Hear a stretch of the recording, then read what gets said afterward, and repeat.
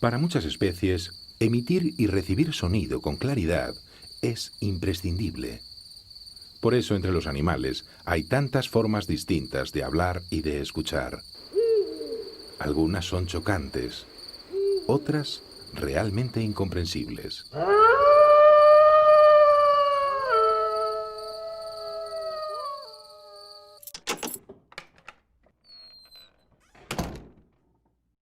Luz.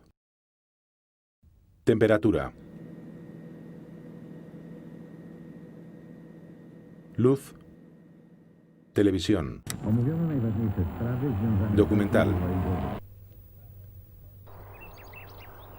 Los sensores de voz parecen el último grito en cuanto a tecnología doméstica o domótica. Pero, ¿y si la patente se la debiéramos a unas orugas? Aunque, ¿oyen las orugas? No lo parece, pero si alguna lo hiciera, ¿cómo recibiría el sonido sin oídos? Estudiando formas curiosas de comunicación animal, nos hemos cuestionado muchas veces preguntas como estas, y nos hemos llevado grandes sorpresas. Estas futuras mariposas están todavía en su fase de desarrollo larvario, comer y crecer. Parecen haber decidido pasar juntas esta etapa de su vida. Se desplazan en grupo, comen todas a la vez en la misma planta, incluso duermen arracimadas en un pseudo capullo comunitario. Su comportamiento gregario es total. Para ellas, el número es una herramienta de protección. Las vellosidades que recubren su cuerpo son también un arma. Como muchas orugas, se caracterizan por poseer pelos tóxicos. Cuando se sienten atacadas, se retuercen violentamente y, accionando unos músculos especiales, disparan contra el agresor sus diminutos pelillos urticantes. No obstante, la proximidad de nuestras manos o de las cámaras no era lo que las asustaba. Y sin embargo, hacíamos inconscientemente algo que despertaba su instinto defensivo. ¿Qué causaba la reacción? Poco después, nos quedó claro. Se trataba de la voz. Hola. Como se supone que las orugas no oyen, al principio creíamos que debía ser el aire que expelíamos al hablar lo que detectaban sus sensibles pelos. Hola. Las vibraciones debían convencerlas de que un depredador acechaba. Pero simplemente soplando no obteníamos respuesta. Es más, se calmaban. Entonces, era el sonido. Tampoco. Como queda patente en las imágenes, el ruido normal no las asusta. Solo hablando establecíamos comunicación. Un comportamiento auditivo increíble. ¿Absurdo, quizás? En la naturaleza no hay nada sin explicación. Aunque a veces la explicación no se encuentra. En todo caso, buscando la solución al enigma de las orugas, recordamos que algunas mariposas nocturnas oyen ciertos sonidos. Esto lo descubrió el Dr. Roeder en 1956, cuando disfrutaba de un vaso de vino después de la cena con unos amigos. Mientras muchos insectos revoloteaban alrededor de la luz, los naturalistas jugaban a producir sonidos con los vasos, el líquido y el dedo. Por casualidad, alguien dio con el tono adecuado. Una nota que hizo que varias polillas se precipitaran de repente sobre la mesa y el suelo. Habían plegado sus alas nada más detectar el sonido. Ya no querían volar. ¿Qué había pasado? Después de muchas investigaciones, el Dr. Roeder y el Dr. Treat asociaron la idea de que las polillas habían aprendido a detectar los ultrasonidos que los murciélagos emiten al volar y esquivaban a sus cazadores simplemente dejándose caer en el último momento. El sistema de detección de radar de los murciélagos evolucionó como un aparato de visión en la oscuridad. Consistía en emitir ondas sonoras que al rebotar en los objetos próximos devolvían la información estableciendo un perfil claro de los contornos. De esta forma, los murciélagos pueden moverse por la noche evitando colisiones en la oscuridad. Con el tiempo, El sistema sirvió también al mamífero para detectar a sus presas. No obstante, las mariposas nocturnas han aprovechado el sistema de los murciélagos invirtiendo su función. Algunas especies de polillas son capaces de descubrir al murciélago precisamente por los silbidos que éste emite para cazarlas. En el último momento, cerrando bruscamente sus alas, esquivan el ataque. Si las polillas adultas captan ondas sonoras, no es tan raro que de jóvenes dispongan también de un sistema de recepción acústica, aunque sea rudimentario.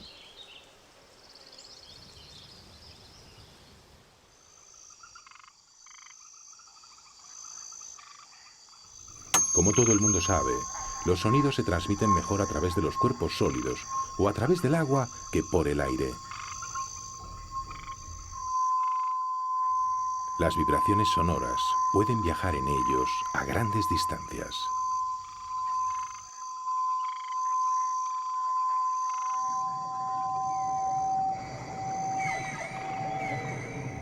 Muchos animales emiten y reciben sonidos bajo el agua, pero los cetáceos son los verdaderos reyes de la telecomunicación subacuática.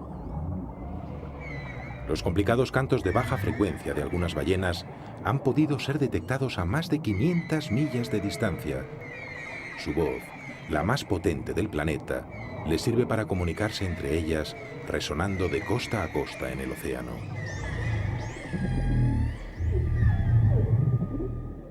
En ocasiones, estos infrasonidos registran intensidades próximas a los 190 decibelios. Se cree que los cachalotes cazan calamares gigantes utilizando ultrasonidos, pero la potencia de emisión de los cetáceos nace de la función básica que tienen de comunicarse en un medio líquido. Para medir el grado de inteligencia de las ballenas o de los delfines, se ha propuesto alguna vez la comparación de sus gráficos de bandas sonoras registradas por ordenador con los gráficos de la voz humana. El reflejo de las ondas acústicas de estos mamíferos marinos es aún más complejo que el nuestro.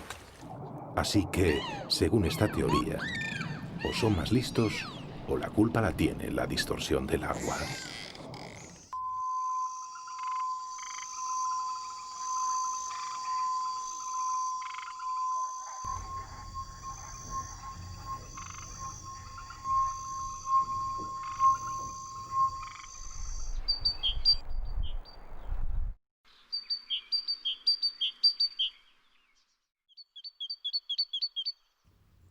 Para registrar sonidos por el aire, es muy importante contar con parábolas que amplifiquen y seleccionen la señal del emisor. Las ballenas no tienen pabellones auditivos, probablemente por motivos hidrodinámicos, pero fuera del agua, una buena pantalla con forma cóncava ayuda a que el sonido se reciba mejor. Además, los dibujos y diseños de los pabellones auditivos de los animales permiten identificar con precisión de dónde viene cada ruido. ¿De arriba? ¿De abajo? ¿De la derecha o de la izquierda? Esto es esencial para saber por dónde hay que escapar.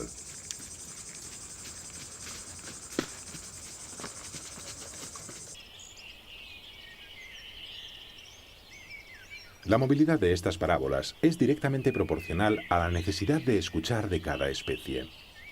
Algunas pueden orientar rápida y exactamente sus orejas al punto del que procede el sonido. Eso es una gran ventaja evolutiva que el hombre debe hacer digitalmente. Pero, al dirigir dos antenas hacia el mismo sitio, se obtiene además una tercera coordenada, la distancia a la que se produce el sonido. Esto es, escuchar en estéreo.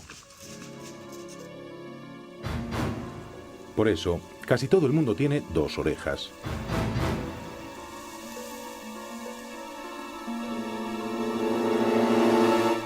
Este coyote busca ratones que se mueven sigilosamente bajo la nieve. No puede verlos, pero sabe exactamente dónde están.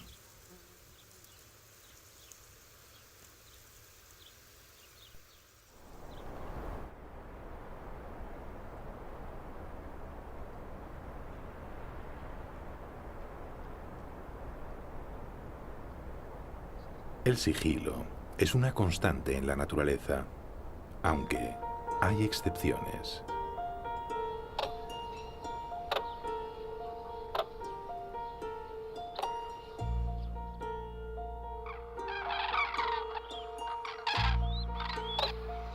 Pocas reuniones zoológicas son más estruendosas que un dormidero de grullas al amanecer. Las grullas son muy gregarias. Buscan refugio en el número. Los bandos duermen, comen y se desplazan unidos. Incluso en vuelo no dejan de gritarse unas a otras. Seguramente, el sonido de sus largas gargantas les hace sentir que están rodeadas de muchos congéneres y así se sienten más seguras. Su griterío tiene además otro fin: marcar su posición mientras se desplazan. Esta bandada está a punto de emigrar. Las frías mañanas del invierno darán pronto paso a la primavera, y para las grullas es tiempo de ir al norte. Sus graznidos las mantendrán unidas en formación durante el largo viaje.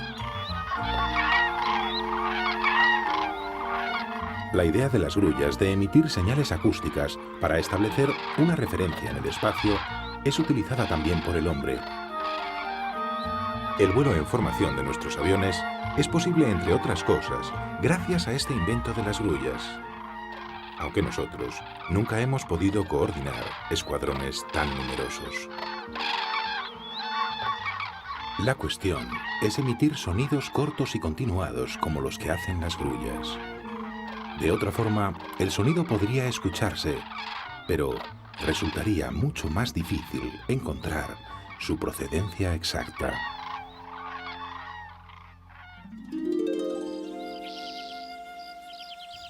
Esto es lo que sucede con las chicharras. Su ensordecedor chirrido esconde muy bien la rama desde la que emiten. Si el que oye no es otra chicharra. Estos sonoros insectos son una presencia incondicional en los días calurosos y secos. Su música es bien conocida y hay cientos de especies diferentes por todo el mundo, cantando cada una a su manera.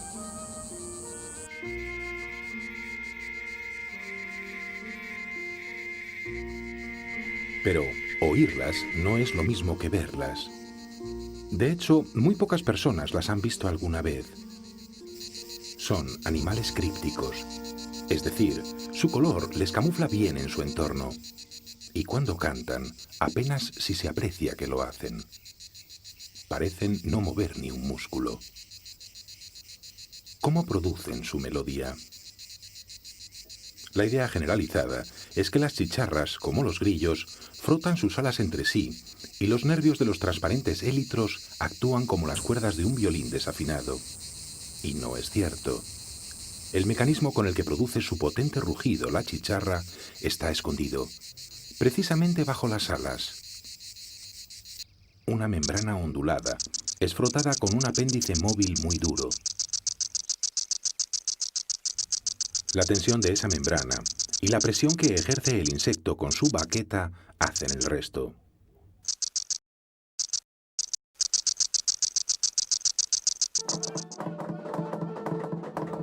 De hecho, los tambores, antes que construir ritmos para animar nuestras danzas, se utilizaron para enviar mensajes. Era el lenguaje tam-tam. Los pájaros carpinteros lo usan desde hace millones de años. Son también animales muy esquivos y difíciles de observar, excepto en la época de cría. Su tamborileo les delata. El poderoso pico que tienen les sirve para buscar gusanos entre la madera, para agujerear los troncos y saborear su savia, y claro, para construir sus nidos. Como con un cincel, trabajan sobre los árboles abriendo huecos, perforándolos, taladrándolos. Su cerebro es sometido en cada impacto a una deceleración insoportable para cualquier otro animal. Sin embargo, a ellos no les afecta. Es más, el sonido que producen al trabajar ha terminado convirtiéndose en parte de su lenguaje. Con él, delimitan sus territorios o envían mensajes a sus parejas. En el interior de sus bosques cerrados, el ruido de su tam-tam viaja perfectamente entre la vegetación hasta más de 10 millas de distancia.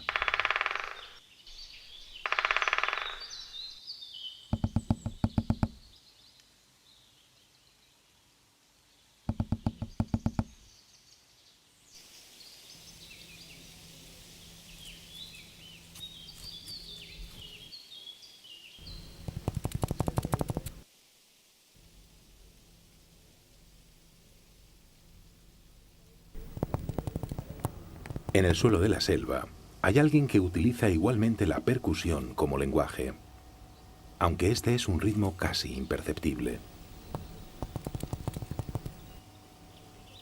Está pensado como un código secreto y no se percibe con los oídos. Las vibraciones no se transmiten por el aire, sino por el terreno.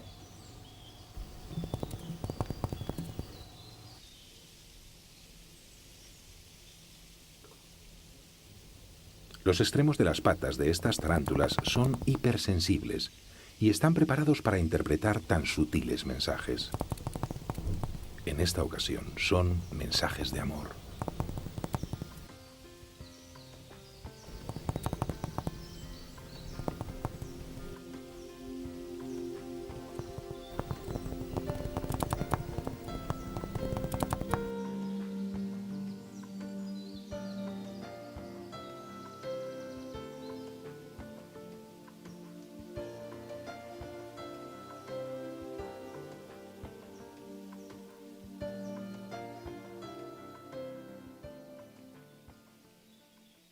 Hasta entre las arañas hay amores no correspondidos.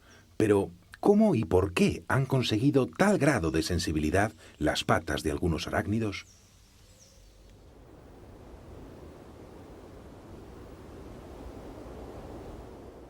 La capacidad sensorial que las arañas han llegado a desarrollar en sus extremidades es extraordinaria y sorprendente.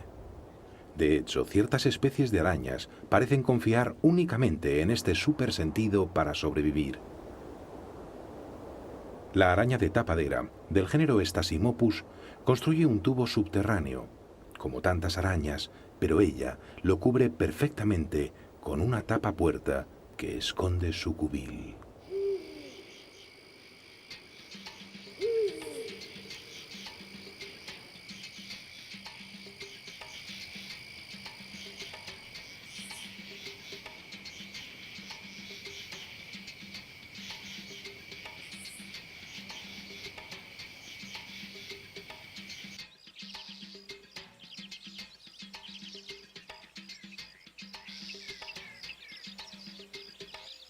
Una vez terminado, nadie podría sospechar que alguien acecha bajo la tierra.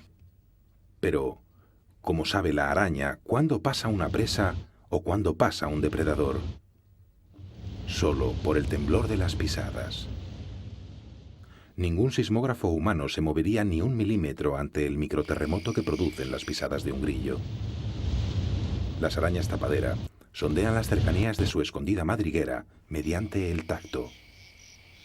Mantienen sus patas delanteras en contacto con la seda que conforma la puerta de su escondite. Y gracias al sentido táctil más fino diseñado por la naturaleza, aguardan la aparición de merodeadores que puedan ser cazados. Lo más llamativo es que la araña sabe incluso evaluar cuándo su presa está exactamente a la distancia de ataque.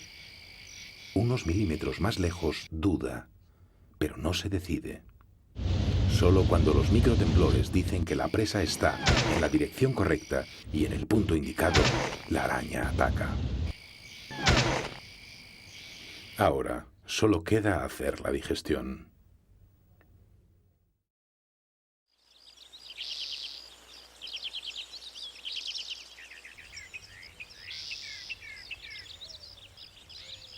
Para la propagación de vibraciones, lo opuesto a una selva sería una lámina de agua, plana y sin obstáculos que interfieran.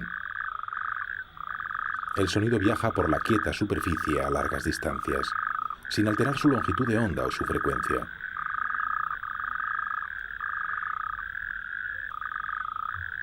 Los anfibios que pueblan este medio marcan sus territorios sin parar de cantar. Y para ello, no usan ni olores ni colores, solo ruido, y cuanto más fuerte, mejor.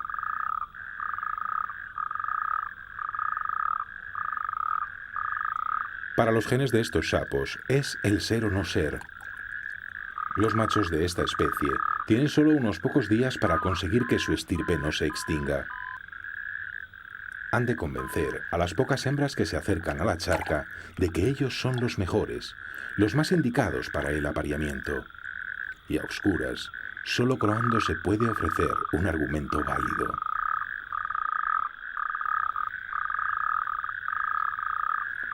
La densidad de machos es muchas veces superior al número de ejemplares de género femenino. Por eso, frecuentemente se producen riñas por los lugares óptimos. Los más fuertes elegirán sitio.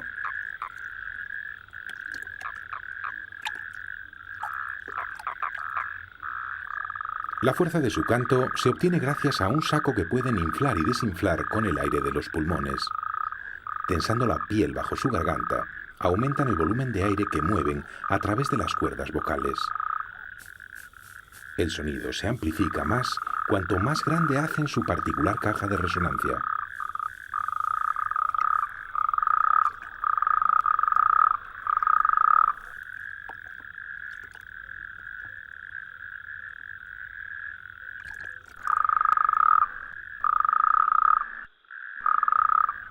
El descubrimiento de las cajas de resonancia se aplica hoy en los modernos altavoces de nuestros equipos de música de la misma forma que lo hacíamos en los tambores primitivos.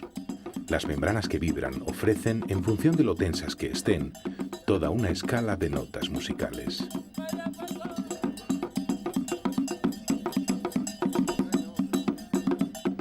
Las vibraciones mueven el aire con más o menos volumen. Unas se oyen y otras no. Lo mismo sucede con la velocidad de cada vibración. Las de alta frecuencia, las rápidas, por encima de 20.000 oscilaciones por segundo, ya no son percibidas por el oído humano.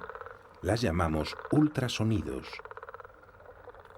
Las lentas, de baja frecuencia, con menos de 20 ciclos por segundo, son infrasonidos y tampoco los escuchamos.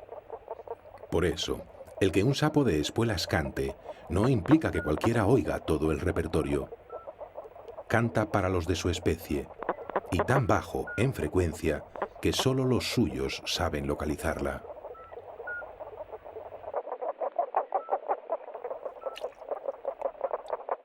Esta rana se hace oír en una banda acústica más normal. Cualquiera puede escucharlas, pero ellas han dado un paso nuevo en emisión acústica. A diferencia de los varios miles de especies de ranas y sapos que hay en todo el mundo, esta, entre unas muy pocas elegidas, dispone de 2 sacos para cantar. Eso es, canta en estéreo. Y no pretende con ello que su canción resulte más bella, tan solo busca establecer para sus congéneres el punto exacto desde el que está emitiendo.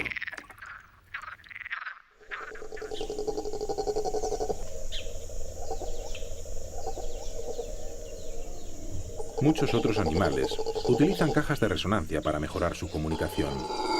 El cráneo de los monos aulladores es un buen ejemplo.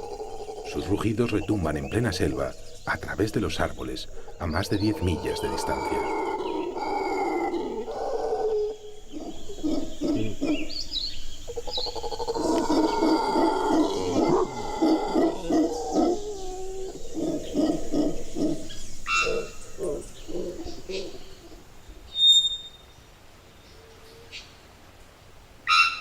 El rarísimo pájaro campana es también un caso extraordinario entre los megáfonos de los bosques tropicales de América Central.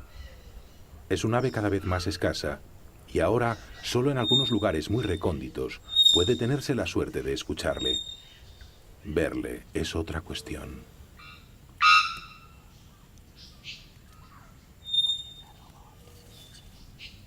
A decenas de metros sobre el suelo de la jungla, tuvimos la fortuna de entrever a un ejemplar. Se trataba de un joven que se entrenaba para cuando fuera adulto y al que aún se le escapaban algunas notas falsas y desafinadas. Tendría que esperar al año próximo para convertirse en un gran tenor.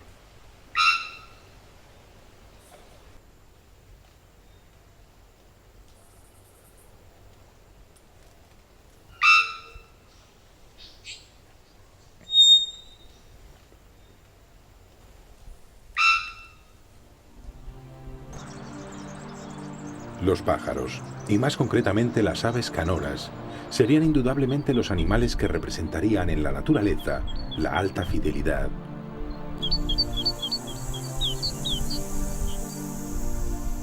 Como altavoces que difunden su música a los 4 vientos, son casi siempre el sonido de fondo en el campo.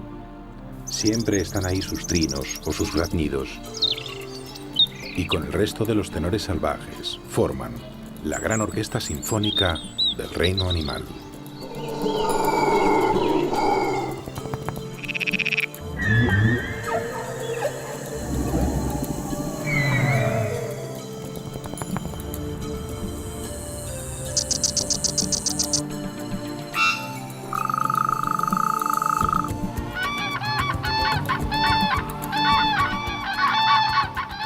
Esto es todo, amigos.